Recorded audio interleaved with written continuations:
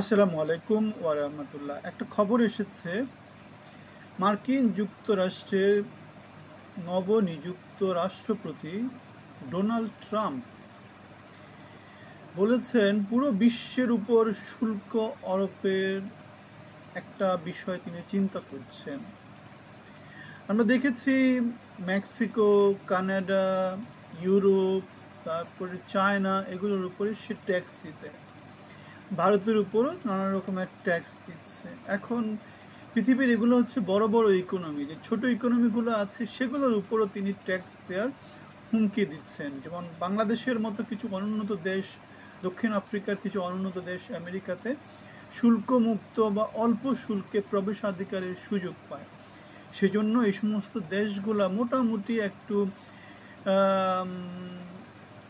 মানবেতর জীবনযাপন থেকে হয়তো বা একটু উত্তরণ করার চেষ্টা করতে পারছে শিল্পায়নের মধ্য দিয়ে বা অথবা আমদানি রপ্তানি বাণিজ্য করার মধ্য দিয়ে। এখন ট্রাম্পের এই যে হুমকি, এই হুমকির ফলে যেটা দেখা যাচ্ছে, বিশ্ব ব্যবস্থায় নতুন একটা ঝুঁকি তৈরি করেছে যে যারা গরিব তারা আরও গরিব হয়ে যাবে, অথবা যারা বড়লোক তারা আরও বড়লোক হবে। যেমন আমেরিকা যদি শুল্ক দেয়া মানে কি, তারা তাদের নিজেদের প্রোডাক্টগুলোকে তারা প্রমোট করবে। মানে আমেরিকা আগে ডার্টি যে ইন্ডাস্ট্রিগুলো আছে, খারাপ খারাপ যে ইন্ডাস্ট্রিগুলো আছে, যেগুলো পরিবেশের জন্য ক্ষতিকর, জনস্বাস্থ্যের জন্য ক্ষতিকর, বা আমেরিকার লোকজন যে সমস্ত জায়গায় কাজ করতে পছন্দ করে না, সেগুলো সারা পৃথিবীর অন্যান্য দেশে পাঠিয়ে দিত এবং সেখান থেকে তারা সেটাকে আমদানি করত।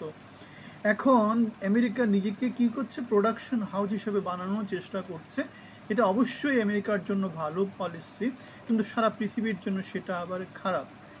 আমরা যেহেতু বিশ্বায়নের ফলে আমরা যেহেতু সারা পৃথিবীকে একটা দেশ হিসেবে যদি চিন্তা করে আসছি, সুতরাং সারা পৃথিবী যে কোনো জায়গাতে উৎপাদন করলে সেটা সারা পৃথিবীর যে কোনো জায়গাতে বিক্রি করা যায়। কিন্তু এই যে শুল্কায়নের মধ্য দিয়ে সেখানে একটা ব্যারিয়ার দিয়ে দেওয়া হচ্ছে, যেটা বিশ্বায়নের বিরোধী। আমরা আবার সেই 1800 শতক 1900 শতকের দিকে চলে যাচ্ছি, যখন পৃথিবীতে প্রত্যেকটা দেশ নিজে নিজে স্বনির্ভর ছিল। যেমন আমাদের বাংলাদেশে আমরাই মনে করতে পারি 70, 80 বা 90-এর দিকে কী ছিল, প্রত্যেকটা পরিবার নিজেরা স্বয়ংসম্পূর্ণ ছিল।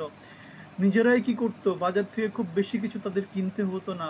ফসল উৎপাদন করা, সবজি উৎপাদন করা, অথবা বিদ্যুৎ, অথবা যেটাকে বলে আর কি, মানে রাতের বেলায় যে জ্বালানি, অথবা দিনের বেলায় যে রান্নাবান্নার জন্য যে জিনিসপত্রগুলো, সেগুলো প্রত্যেকটা পরিবার নিজেরা স্বনির্ভর ছিল। সুতরাং আমরা দেখতে পাচ্ছি বিশ্বায়ন এবং অ্যান্টি বিশ্বায়ন, যেটাকে বলছে গ্লোবালাইজেশন এবং অ্যান্টি গ্লোবালাইজেশন মতামতটা এতদিন ধরে আমেরিকা গ্লোবালাইজেশনকে প্রমোট করছে, জাতিসংঘ গ্লোবালাইজেশনকে প্রমোট করছে, ওয়ার্ল্ড ট্রেড অর্গানাইজেশন গ্লোবালাইজেশনকে প্রমোট করছে। কিন্তু এখন এই শুল্কায়নের এই যে ধারণা, এই শুল্কায়নের এই ধারণাটা আবার অ্যান্টি গ্লোবালাইজেশন হিসাবে কাজ করছে। আপনি কি আমাদের কথাগুলো বুঝতে পেরেছেন? যদি না বুঝতে পারেন কমেন্টে বলবেন যে কোন জিনিসটা বুঝতে পারেননি। সুতরাং আমরা দেখতে পাচ্ছি পৃথিবীতে যেই ডমিনেটিং যে পাওয়ারগুলো আছে সেগুলো কিভাবে চিন্তা করে তার উপর ভিত্তি করে পৃথিবীর অনেক কিছু কিন্তু চেঞ্জ হয়। পৃথিবীতে আমাদের মতো হয়তো বা আমরা যারা খুব ছোট মানুষ, আমরা যারা খুব ছোট দেশ, তারা পৃথিবীতে ফুটপ্রিন্ট রাখতে পারি না, নিজেদের সোসাইটিতেও রাখতে পারি না। নিজেদের সোসাইটিতে যদি রাখতে পারে তাহলে বিশ্বের অন্যান্য দেশেও রাখা সম্ভব, এবং সেটা হচ্ছে অনেক অনেক বছরের চেষ্টার ফল। বাংলাদেশের ইকোনমি যদি, বাংলাদেশকে যদি পৃথিবীতে ভূমিকা রাখতে হয়, কি করতে হবে? বাংলাদেশের জনগণকে শিক্ষা দিতে হবে, বাংলাদেশকে শিল্পায়ন করতে হবে, বাংলাদেশকে স্বনির্ভর করতে হবে, বাংলাদেশের পণ্য সামগ্রী সারা পৃথিবীতে চায়নার মতো করে ছড়িয়ে দিতে হবে।